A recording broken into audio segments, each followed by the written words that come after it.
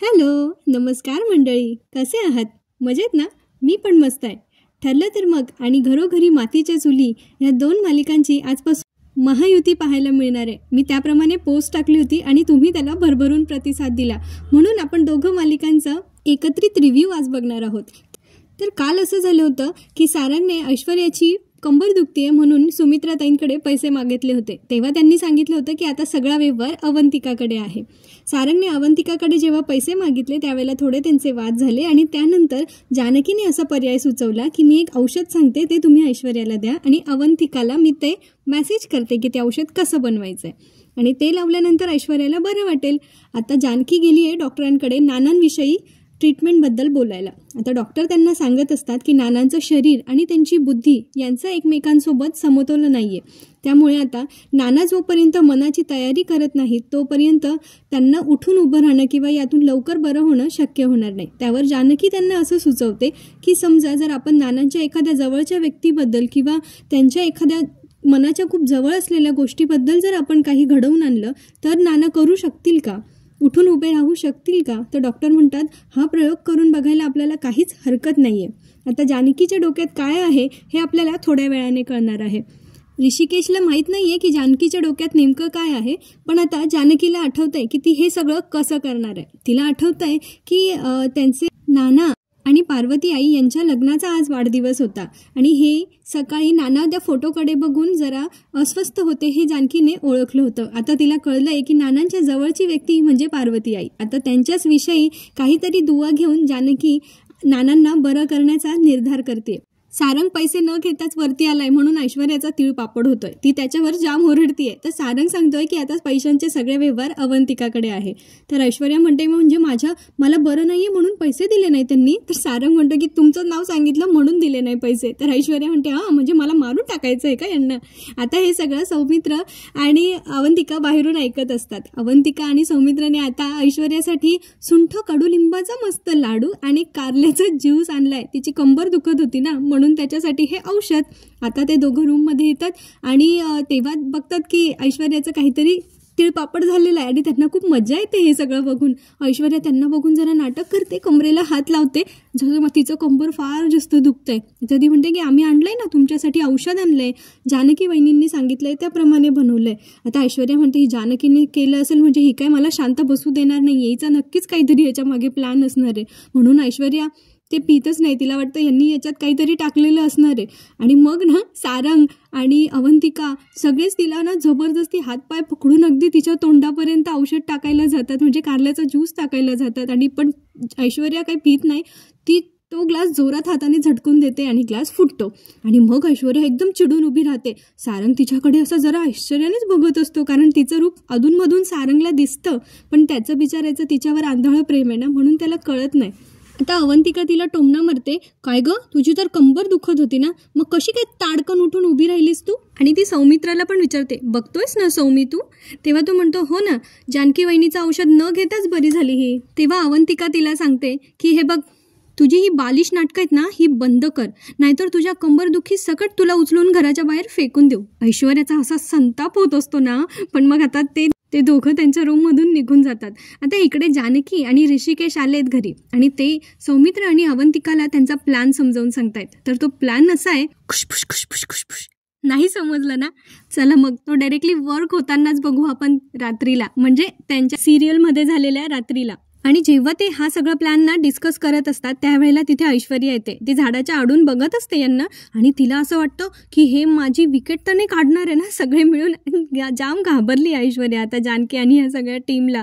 त्यामुळे ती आता त्यांचं बोलणं आहे ना जरा चोरून अगदी मन लावून ऐकत असते की हे काय करतायत नेमकं. पण तिला बाकीच्या गोष्टी काय ऐकायला येत नाही. त्यावेळेला ती ना फोनमध्ये त्या गोष्टी रेकॉर्ड करून घेते आणि बघत असते. नंतर मग तिला कळतं की हे नानांना बरं करण्यासाठी काहीतरी प्लॅनिंग करतायत. आणि इथे ऐश्वर्या म्हणते की त्या म्हाताऱ्याला बरं करण्यासाठी तुम्हाला काय प्लॅनिंग करायची आहे ते करा. जोपर्यंत ही ऐश्वर्या इथे ना तोपर्यंत मी त्या म्हाताऱ्याला बरं होऊच देणार नाही, असं तिने आता मनाशी ठरवलंय. दुसरीकडे आता आपण बघतो की रात्र झाली आहे आणि नानांशी सुमित्राताई बोलतायत. आज नाना आणि पार्वती आईंच्या लग्नाचा दिवस आहे, त्यामुळे दरवर्षी नाना आजच्या दिवशी पार्वती आईंना खूप मिस करतात. त्यांच्या डोळ्यात पाणीही असतं आणि ही गोष्ट सुमित्राताईंपासून काही लपून राहत नाही. त्या नानांना म्हणत असतात की मला माहिती आहे आजच्या दिवशी तुम्हाला पार्वतीताईंची खूप जास्त आठवण येते आणि सोपं नसतं आपल्या काळजाचा तुकडा असं कोणाच्या तरी हाती सोपवून असं निघून जाणं. त्यांनी मला ऋषिकेशला माझ्या हाती सोपवलं होतं, हे मी कसं विसरू. माझ्या आधी त्या तुमची बायको होत्या आणि इतक्या वर्षानंतरही तुम्हाला एका ठराविक दिवसाला त्यांची आठवण येते हे माहिती आहे मला आणि याला माझी काही हरकत नाही आहे. आणि पार्वतीताई हे घर सोडून गेल्या असल्या तरी त्यांची सावली कायम या घरावर आहे, त्या सदैव लक्ष ठेवून आहेत या घरावर, असं त्या नानांशी बोलत असतात. आणि तेव्हा अचानक लाईट जाते, अंधार होतो सगळीकडे. तेव्हा सुमित्राताई म्हणतात, अरे लाईटला काय झालं अचानक. त्या आता नानांना सांगून जातात की तुम्ही इथेच बसा, मी बघते लाईटचं काय झालं आहे ते. त्यापूर्वी त्यांनी सगळ्यांना आवाज दिले होते पण घरातून काही कोणाचा आवाज त्यांना परत आला नाही, त्यामुळे त्या विचार करत होत्या की कुठे गेले सगळे. आणि मग आता त्या स्वतःच लाईटचं काय झालं ते बघायला गेलेत. ऐश्वर्या पण रूममधून बाहेर आली आहे की लाईटचं काय झालं आहे असं म्हणून बघायला. तेव्हा ती बघते की अगदी दार उघडलं आहे, बाहेर असा धूर आला आहे आणि तिथे एक प्रतिकृती उभी आहे. ऐश्वर्या म्हणते, कोण आहे ही बाई, हे काय चाललंय सगळं. आता ती प्रतिकृती नानांशी बोलत असते. नानासाहेब, मी आली आहे. काही वर्षांपूर्वी आजच्याच दिवशी तुम्ही लग्न करून मला या घरात आणलं होतं, आज मी पुन्हा आली आहे. तेव्हा आता ऐश्वर्याला कळतं, अच्छा यांचा ड्रामा सुरू झालाय. तर मग ऐश्वर्या म्हणते, हे तर शूट केलं पाहिजे आणि ती तिचा फोन काढते आणि रेकॉर्ड करायला लागते. ऐश्वर्या सध्या उठता बसता सगळं रेकॉर्ड करते. आता याचं ती पुढे जाऊन काय प्लॅन करणार आहे की काय माहिती, बघू, इंटरेस्टिंग असणार आहे. आता ती प्रतिकृती नानांशी बोलत असते की काही वर्षापूर्वी तुम्ही मला लग्न करून ह्या घरात आणलं होतं, तसंच आजही मला पुन्हा या घरात आणा ना, माझा गृहप्रवेश करून. या नानासाहेब, या, मला या घरात घेऊन जा, या नानासाहेब. आणि जानकीची ही सगळी गंमत बाहेरून ऋषिकेश, सौमित्र आणि अवंतिका बघत असतात. नानासाहेबांना विश्वास बसतो की खरंच या पार्वती आई असतील आणि ते उठून उभं राहण्याचा प्रयत्न करतात. त्या बाईची प्रतिकृती नानांना खूप आत्मीयतेने बोलवत असते. त्यांच्या पुढे हात पसरून ती नानांना इकडे या, मला घेऊन जा म्हणून म्हणत असते. आणि नानाही तिच्या ओढीने अगदी मस्त उठून उभे राहतात आणि खूप प्रयत्नांनी ते 2-4 पावलं चालण्याचा प्रयत्न करतात. ते दारापाशी जातात. ही सगळी गंमत बाहेरून ऋषिकेश, सौमित्र आणि अवंतिका बघत असतात. त्यावर सौमित्र आता म्हणतो की दादा, वहिनीने शक्य करून दाखवलं रे.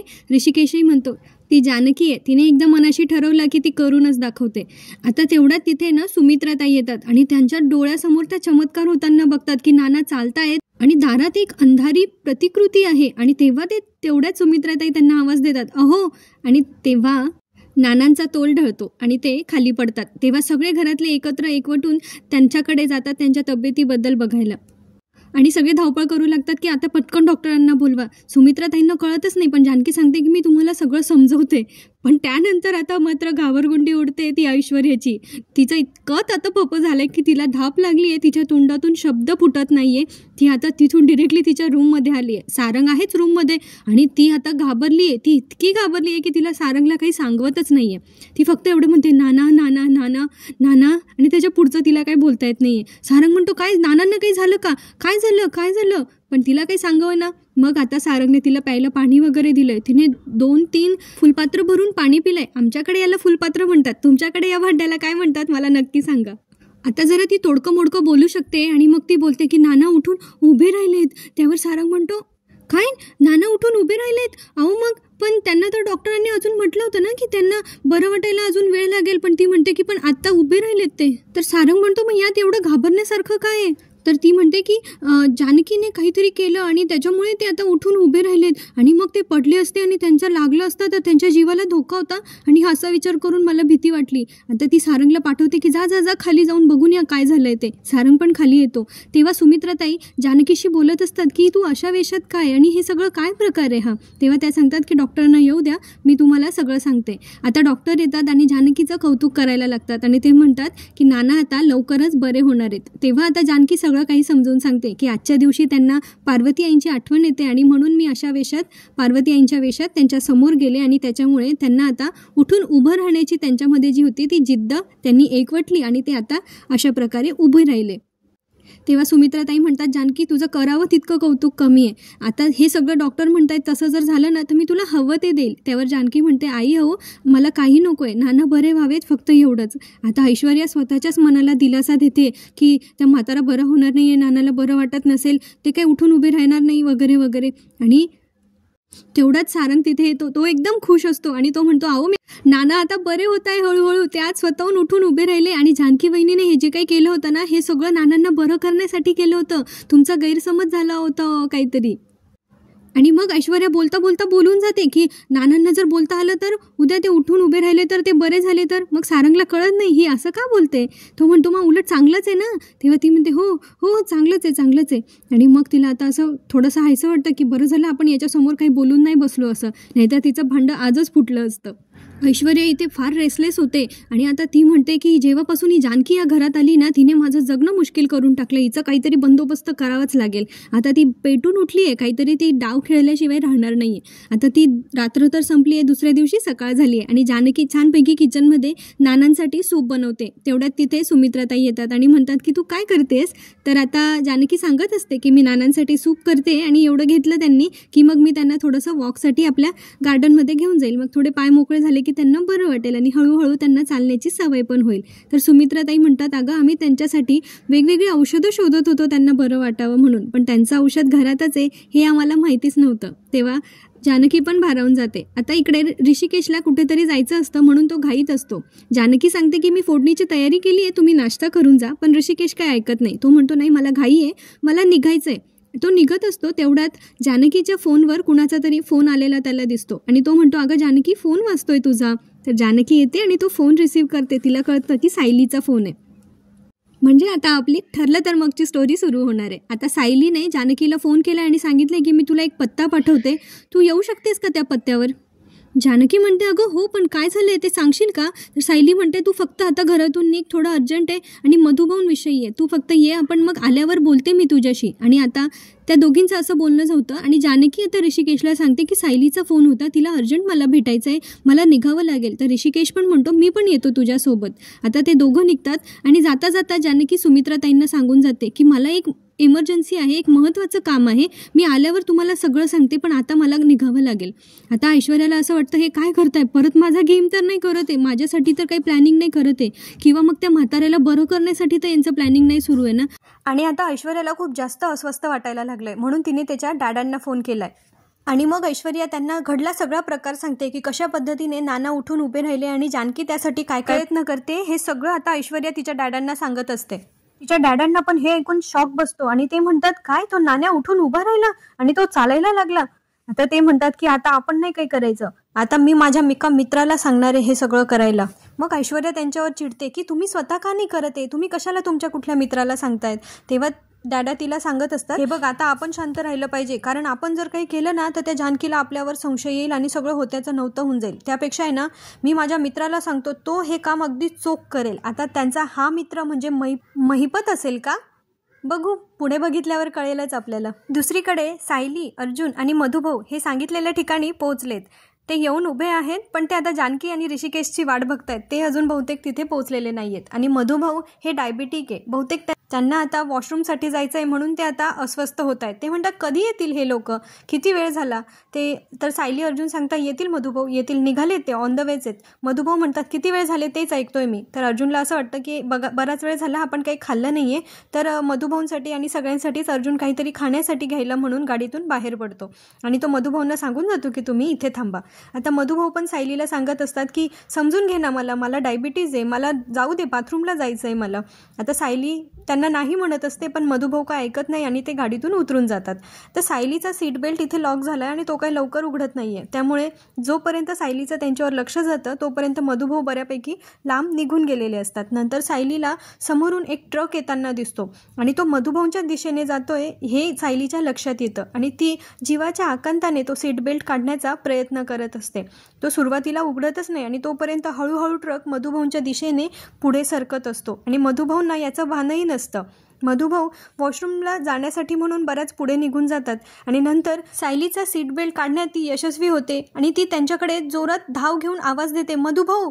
पण तोपर्यंत जानकीने मधुभाऊंना वाचवून घेतलेलं असतं, कारण तो ट्रक जवळजवळ मधुभाऊंच्या अंगावर येणार असतो आता, आणि त्या ट्रकमध्ये दुसरं तिसरं कोणी नसून महिपतने पाठवलेले गुंडच असतात. म्हणजे हा दुसरा वार होता महिपतचा मधुभाऊंच्या हत्येसाठीचा. सायली आता चिडते की कोण होती ही माणसं, आणि अर्जुन बहुतेक त्या ट्रकचा फोटो काढून घेतो आणि नंतर तो तपास करेल की तो ट्रक कुणाचा होता ते. आता हल्लेखोर तर तिथून पळून गेले, कारण त्यांनी बघितलंय तिथे अर्जुन पोहोचलाय आणि तीच दोघं माणसं होती ज्यांनी मगाशी मधुभाऊंवर हल्ला केला होता. आता ते म्हणतात की कुणी आपल्याला बघायच्या आत आपण इथून सटकूया, आणि ते तिथून निघून जातात. आता अर्जुन, सायली आणि ऋषिकेश जानकी मधुभाऊंना घेऊन जरा बाजूला जातात. तिथे ते जरा वेळ बसतात. सायली आता खूप काळजीत असते आणि ती म्हणते की हे दोघं जर वेळेवर आले नसते तर काय झालं असतं, तुम्हाला कळतंय का मधुभाऊ? अर्जुन पण त्या दोघांचे आभार मानत असतो की तुम्ही लवकर आलात म्हणून सगळं निभावलं. ऋषिकेश म्हणतो की ते तर जानकीने मधुभाऊंना वेळेत वाचवलं, नाहीतर आज. आणि ते सगळे ह्या चिंतेत असतात की आज मधुभाऊंचं काय झालं असतं ते थोडक्यात बचावले. सायली मधुभाऊंना रडून रडून बिचारी सांगत असते की ती महिपतची माणसं तुमच्या मागावर आहेत, तुम्हाला कळत नाही आहे का मधुभाऊ? आता मधुभाऊ तिच्यावर चिडतात आणि म्हणतात मी काही लहान आहे का, सारखं सारखं माझी किती काळजी करताय? येणारा प्रत्येक ट्रक काय मला उडून जाणार होता का? किती जास्त काळजी करताय? सायली म्हणते मी काळजी करते जास्त तुमची? आणि मधुभाऊ पण सायलीचं ऐकून घेत नसतात. शेवटी आता जानकी मध्ये पडते आणि ती म्हणते सायली नको एवढी चिडचिड करू, एकाने ताणलं तर दुसऱ्याने सोडून द्यायचं असतं, माहिती आहे ना तुला? आणि मधुभाऊंचा स्वभाव तर तुला माहितीच आहे ना. तेव्हा मधुभाऊ चिडतात, माझा स्वभाव म्हणजे काय झालंय माझ्या स्वभावाला, मी चिडचिड करतोय का म्हणजे? तेव्हा आता सगळ्यांना असं वाटतंय मधुभाऊ आता जानकीला ओरडताय, पण जानकी आता सांभाळून घेते बिचारी आणि ती म्हणते तसं नाही मधुभाऊ, मला तर म्हणायचं होतं की तुमचा स्वभाव किती शांत आहे, समजूतदार आहात तुम्ही. मी तर सायलीला म्हणत होते की का चिडचिड करतेस म्हणून. आता ऋषिकेश म्हणतो की काय झालं हे सगळं, आणि जानकी पण विचारते की सायली तुम्हाला तातडीने फोन करून इथे बोलवून घेतलंयस, काय घडलं इथे नेमकं? तर आता सगळा घडला प्रकार म्हणजे खुनाच्या केसबद्दल वगैरे सगळी बॅकग्राऊंड हिस्ट्री आता सायली आणि अर्जुन जानकीला समजावून सांगत असतात. आणि त्या सांगत असतात की आधीही मधुभाऊंवर कशा प्रकारे हल्ला झाला आणि आता यापुढेही होऊ शकतो, त्यामागे कसा त्यांचा कट आहे असं अर्जुन आता सगळं समजावून सांगत असतो. आता ऋषिकेशला या सगळ्याचा राग येतो आणि तो त्या माणसांना मारण्यासाठी विचार करतो की आता या माणसांना मी सोडलाच नसता.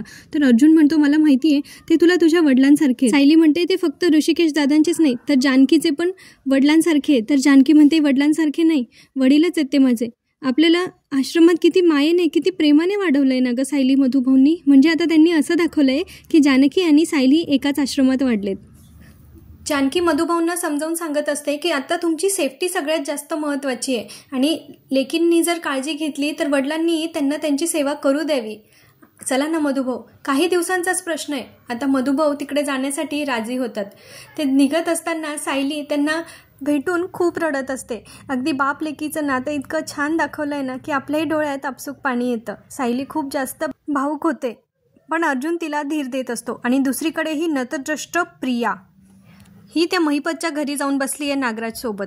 आता तिथे हे दोघं गुंड पोचलेत आणि त्यांची चांगली खरडपट्टी महिपतने काढली आहे, कारण त्यांनी दोघंही वार त्यांचे फेल गेलेत. महिपतने एका गुंडाला पायाशी घेतलंय, टिपॉयवर त्याचं डोकं आहे आणि वरून महिपतचा पाय आहे, आणि चांगली खरडपट्टी काढत महिपत त्याला आता रागवतोय आणि म्हणतोय तुम्ही दोघं खाऊन पिऊन माजलेत, तुम्ही शेपूट घालून परत येऊन गेले, त्या म्हातारड्याला तुम्हाला खपवता नाही आला, तुमचे तर मी आता तुकडेच करतो असं म्हणत त्याच्यावर आता धारदार शस्त्राने त्या गुंडावर महिपतने वार करायला सुरुवात केलेली असते. पण तेवढ्यात त्याला नागराज अडवतो आणि म्हणतो त्या विलासचा एक खून केला तोच अजून आपल्याकडून निस्तारत नाहीये, आता काय अशी किड्यामुंग्यांसारखी माणसं मारणार आहेत का? आता इकडे प्रिया पण मध्ये बोलण्याचं धाडस करते आणि म्हणते आता अर्जुनला पण तुमचा फ्लॉप झालेला प्लॅन समजला असणार आहे, तो इकडे आला आणि त्याने तुमचे तुकडे तुकडे तुकडे केले. तर जरा जास्तच बोललं गेलं ना प्रियाकडून. आता महिपत तिला एकदम क्लिअर लुक देतो आणि ती म्हणतो नाही म्हणजे तुम्हाला हात लावायची कोणाची हिंमत आहे का?